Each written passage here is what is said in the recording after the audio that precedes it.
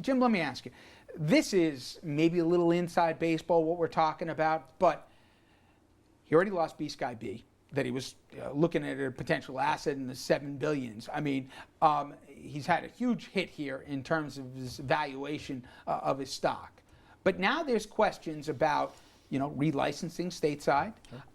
Obviously, the fallout that's going to happen, in Europe over this and the various properties there. But also, talk about for foreign corrupt practices, because people will say, hey, this is a British thing. What does this have to do with the U.S.? There's some real criminal exposure here. Sure. The issue is American companies or companies that are allowed to do business in the United States, registered on the New York Stock Exchange, for example, or American citizens, are prohibited by U.S. law from taking part in corrupt practices outside of the United States. So it's not just an issue of he didn't bribe a U.S. police officer.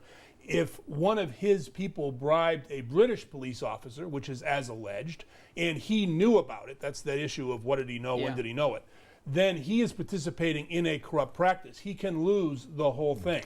He can lose his right to be a shareholder, not a shareholder, but he can lose his right to be a director of a U.S. registered corporation. So he literally could be pushed out of the business. That's the ultimate liability, aside from the economics of it. By the way, there's been a fairly healthy push in Washington to try to lobby to ease some of those restrictions from the Corrupt Foreign Practices Act. One of the groups that's been doing the lobbying, subsidiary of News Corp. Well, we'll see how that goes now. And again, tomorrow will be the hearings. Of course, we're going to have all the latest for you.